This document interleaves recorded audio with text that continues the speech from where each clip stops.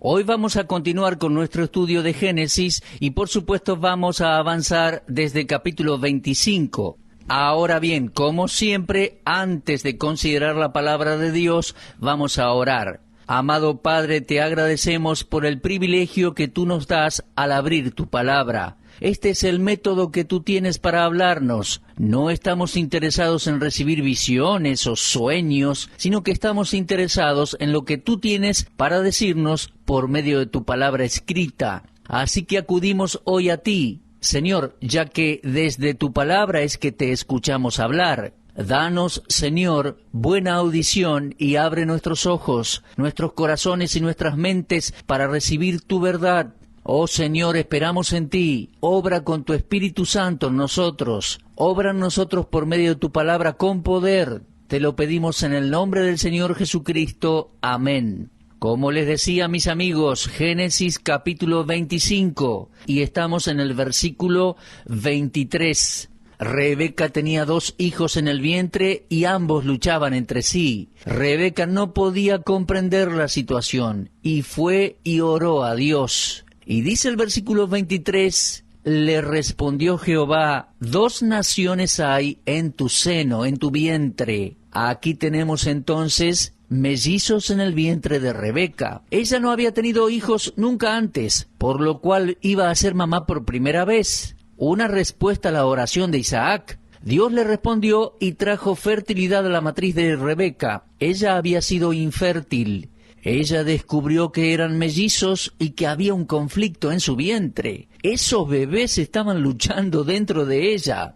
Y ella acudió al Señor en oración para preguntarle el significado de todo eso. Y en el versículo 23, Dios le dice el significado. Esta es la interpretación primaria del pasaje. 2 naciones hay en tu seno. Espero que recuerde, mi amigo, en el programa anterior aprendimos del versículo 30 de este capítulo y del capítulo 36 de este libro que Esaú fue Edom y fue el padre de los edomitas. Él pasó a llamarse Edom, que significa rojo, cuando vendió su primogenitura por aquel guiso rojo. Edom. Y los edomitas fueron los enemigos constantes de Israel. También sabemos que el nombre de Jacob pasó a ser Israel, y él fue el padre de los israelitas, la nación de Israel. Así que el conflicto que tenemos aquí en el vientre de Rebeca representaba a 2 naciones.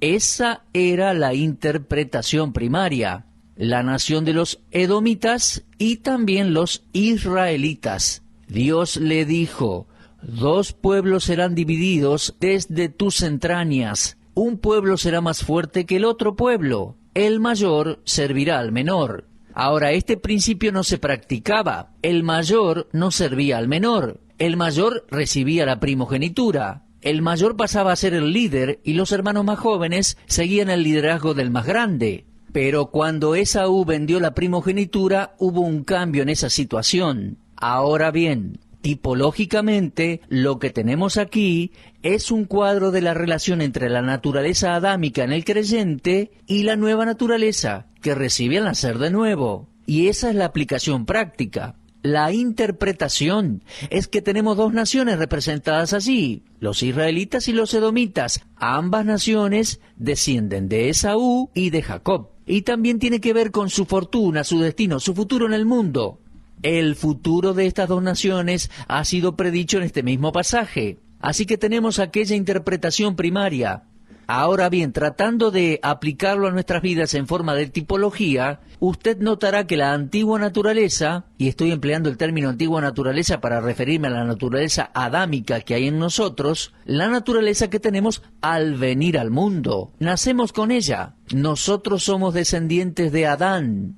Al venir a este mundo lo hacemos con la naturaleza caída de Adán, a la que voy a llamar naturaleza antigua o naturaleza pecaminosa. Recuerde que esta antigua naturaleza es, evidentemente, la más antigua de las 2, por la simple razón que estaba presente primero. Cuando humanamente nacemos, Esaú representa la antigua naturaleza, el hombre carnal. Él nació primero y la nueva naturaleza no entra en escena sino hasta el nuevo nacimiento, por lo cual permanecemos con la antigua naturaleza hasta el día que nacemos de nuevo. Así que aquí tenemos un cuadro del tipo de la relación entre la naturaleza adámica y la nueva naturaleza que recibimos por el Espíritu Santo que viene a morar en nosotros en el momento en que nacemos de nuevo. Pero Dios dice aquí también, el mayor servirá al menor. Esaú iba a servir finalmente a Jacob. Edom quedaría bajo el dominio y la sujeción de Israel. Esa es la profecía de ese pasaje allá en Génesis 25. En otras palabras, aplicándolo, la nueva naturaleza tiene una victoria garantizada. El mayor servirá al menor. Ahora, a esta altura voy a invitarlo a ir al libro de Romanos, capítulo 9. Romanos 9, quiero que veamos juntos el versículo 9.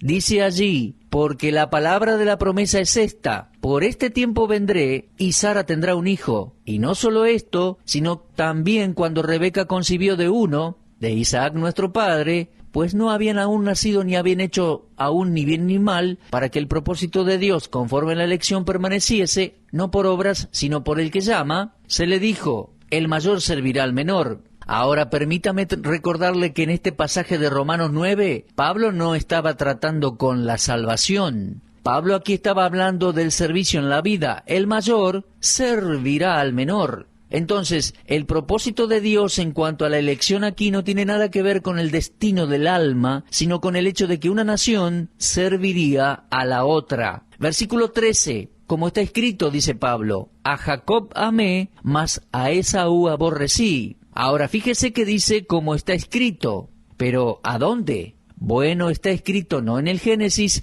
sino en el último libro del Antiguo Testamento.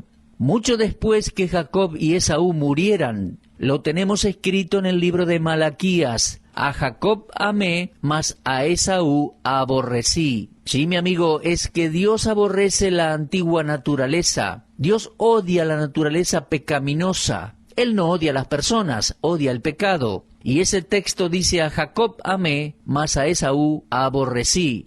Así que cuando Pablo escribió Romanos, él simplemente se explayó un poco más en cuanto a lo que Dios había dicho allí en Génesis 25. El mayor servirá al menor. Ahora Dios prometió apoyar a la nueva naturaleza en su lucha. Usted y yo tenemos una lucha, queremos hacer lo correcto, pero no lo hacemos. Nos enfurecemos y perdemos el temperamento. Lo confesamos y esperamos mejorar, tener un mejor temperamento. Pretendemos ser comprensibles y generosos, pero nos encontramos en el otro extremo y sabemos que la batalla continúa. Pero ¿se da cuenta? Dios juró no apoyar a la antigua naturaleza. Dios no la apoya. Ahora volvamos a Génesis 25. Dice allí en versículo 24, cuando se cumplieron sus días para dar a luz, he aquí había gemelos en su vientre. Y estamos hablando de Rebeca, ¿no? Y salió el primero, rubio, y era todo velludo como una pelliza, y llamaron su nombre Esaú. Después salió su hermano, trabada su mano al calcañar de Esaú, y fue llamado su nombre Jacob. Al fin, las dos naturalezas salen a la luz. Están expuestas, son visibles. En el vientre había una lucha. Esos dos bebés estaban luchando. Claro que no sabían lo que sucedía, pero la Biblia dice que luchaban entre sí. Ahora, ¿quién estaba detrás de esta lucha? Bueno, eso lo vamos a ver más adelante. Desde ya que estos bebés, que aún no habían nacido, no tenían nada que ver con la lucha que habían entre ambos. Ellos no se estaban llevando bien en el vientre de su madre. ¿Cuál era el problema? En un momento vamos a ver eso. Ahora, Esaú representa la naturaleza adámica y leemos que cuando él salió del vientre de su madre, o sea, cuando nació, su apariencia física no era muy agradable. Dice versículo 25, salió el primero rubio, era todo velludo, y llamaron su nombre Esaú. Aquí dice rubio, pero en realidad era como un pelirrojo. Justamente Esaú significa rojo. El nombre de Esaú significa literalmente rojo. Y luego dice que era todo velludo. Desde bebé tenía pelitos en sus brazos, su espalda, sus piernas, estaban cubiertos de pelo. Ahora, eso no es común para un niño, nacer con vello. Tal vez hay casos, sí, de bebé que nacen con más vello de lo normal en todo su cuerpo. Pienso que puede ser, pero leemos que él estaba con mucho vello. Tenemos mellizos. uno de ellos no es agradable a la vista, por decirlo así. Hasta me atrevería a decir que probablemente tenía un aspecto feo por su vellosidad. No sé cómo habrá reaccionado su mamá Rebeca, pero aquí tenemos a Rebeca con sus mellizos. Uno era un niño hermoso, el otro al parecer no tanto. Estoy tratando de darle el cuadro que la Escritura nos presenta aquí. Versículo 24 dice: cuando se cumplieron sus días para dar a luz, he aquí había gemelos en su vientre. Salió el primero rubio, todo velludo, llamaron su nombre Esaú, y después salió su hermano. La madre debe haber visto esos dos bebés y había un contraste entre ellos. Esto me hace recordar otra pareja de hermanos. En la primera epístola de Juan, capítulo 3, tenemos un comentario concerniente a Caín y a Abel. Primera Juan, capítulo 3, dice, versículo 10, en esto se manifiestan los hijos de Dios y los hijos del diablo. Todo aquel que no hace justicia y que no ama a su hermano no es de Dios, porque este es el mensaje que habéis oído desde el principio, que nos amemos unos a otros, no como Caín, que era del maligno y mató a su hermano. ¿Por qué mató Caín a Abel? Porque era hijo del maligno. ¿Quién puso en el corazón de Caín que matara a Abel? El diablo. Caín nunca fue salvo. Caín nunca aceptó al Señor. Se fue como rebelde. Abel sí, tenemos evidencia de ello. En la epístola a los Hebreos tenemos pruebas más que obvias que indican que Caín nunca se salvó. De hecho, no solo nunca se salvó, sino que nunca hubo un cambio en su corazón. Nunca deseó cambiar. ¿Por qué mató a Abel? Porque era del maligno, y el diablo puso eso en su corazón. Muy bien, hermanos, volvamos a Génesis 25, a esta parejita de hermanos que ha nacido, Esaú y Jacob. Jacob parece que iban a ser primero en realidad, y nace segundo, pero va a ser primero después en la historia. Y si saltamos allí un poquito en la historia, Génesis 25, 27, leemos, crecieron los niños, y Esaú fue diestro en la casa, hombre del campo. Esaú era diestro en la casa. Su vida se centraría en matar. Él disfrutaba salir con sus armas, su arco, su flecha, o lo que fuera para utilizar para matar sus presas. Toda la historia nos revela eso, ya que él regresaría a la casa con un venado u otro animal, y a Isaac, su papá, le gustaba la carne, la comida. Esaú salía y cazaba, esa era su vida, siempre allí matando, eso nos revela el capítulo. Yo entiendo por la Escritura, mis amigos, que estos dos muchachos, Esaú y Jacob, llegaron a ser polos opuestos. Con el pasar del tiempo, sus diferencias se hicieron mayores, se profundizaron. De pronto podemos ver cierta amabilidad y gentileza en Jacob, que se queda en casa para ayudar, y hasta podríamos llamarlo el niño de mamá.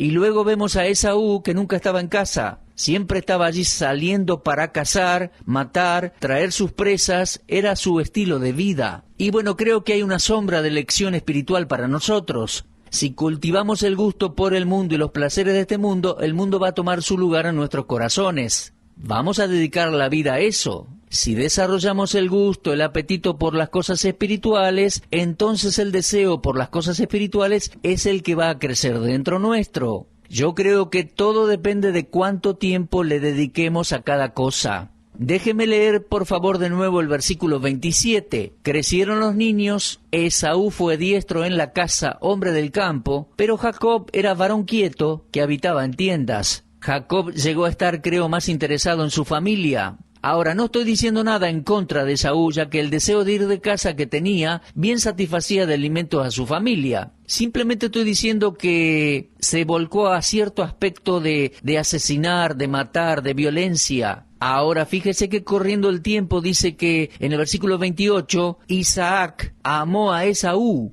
E inmediatamente se nos dice la razón por la cual amaba preferentemente a este hijo, porque comía de su casa. Pero Rebeca, su mamá, amaba a Jacob. Ahora, mis amigos, aquí tenemos un hogar dividido. Yo creo que eso estaba mal, que los padres fuesen tan parciales y separados o divididos amando a distintos hijos. Rebeca mostraba favoritismo por Jacob, mientras Isaac mostraba su favoritismo hacia Esaú. No era correcto. Jacob se quedaba en casa y ayudaba a su madre. Era un joven de buen parecer, creemos. Esaú tenía ese aspecto más rústico. Era velloso en su cuerpo, tomaba sus cosas para cazar animales, salía, traía animales, traía comida. Vemos que Isaac se volcaba más por amar a su hijo Esaú.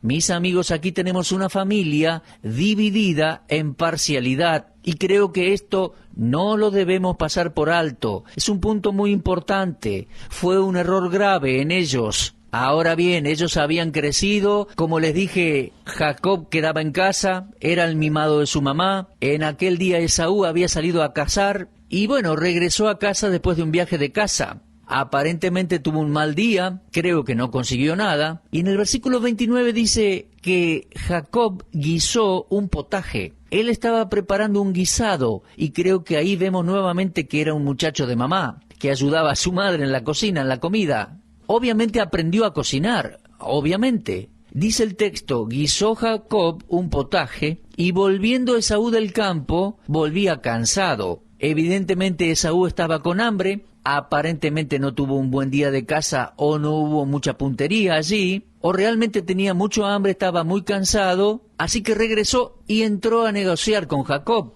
Y leemos allí en el versículo 30 que le dijo, te ruego que me des a comer de ese guiso rojo, pues estoy muy cansado. Por tanto fue llamado su nombre Edom, rojo, Ahora, el hombre natural no tiene un corazón, un deseo por las cosas de Dios. Esaú estaba comenzando a mostrar que nunca había tenido un deseo por las cosas de Dios, nunca tuvo un deseo por las cosas espirituales. ¿Sabe por qué lo digo? Porque él tenía un derecho de nacimiento, una primogenitura envuelta en este asunto, algo muy importante. Y lamentablemente Esaú iba a ceder su primogenitura a Jacob. Ahora Dios sabía eso y ya tenía elegido el hecho de que Jacob, el más joven, heredaría la primogenitura y Esaú, el más grande de los dos, sería sirviente de Jacob. Esto desde luego significaba también que la nación de Israel prevalecería sobre las naciones gentiles que eran sus enemigos. Esa fue la profecía en este pasaje. Así que ahora Esaú aparece débil y cansado, con hambre, acude a su hermano y le dice, Jacob, dame algo de comer, me estoy por morir de hambre. Estuve en el campo todo el día y no cacé nada. Estoy con hambre, me estoy por desmayar. Dame un poco de ese guisado que estás haciendo. Y Jacob le respondió más o menos, bueno, te voy a decir lo que vamos a hacer, te voy a proponer algo. Jacob le iba a proponer que le vendiese en ese momento su primogenitura. Mis amigos, qué tremenda propuesta. Algo muy importante por un guiso. Pero bueno, se nos ha ido el tiempo hoy y en realidad vamos a tratar este asunto en nuestro próximo estudio. Jacob respondió, véndeme en este día tu primogenitura. ¿Qué involucra esa sugerencia de Jacob? Bueno, hay cosas muy importantes en esto, no solo para el momento, no solo para el resto de la vida de ellos, sino para toda la descendencia y descendencia de naciones. Mis amigos, Dios tiene mucho para decirnos a través de su palabra escrita. Si Dios lo permite, nos volveremos a encontrar. Será hasta entonces. Muchas gracias.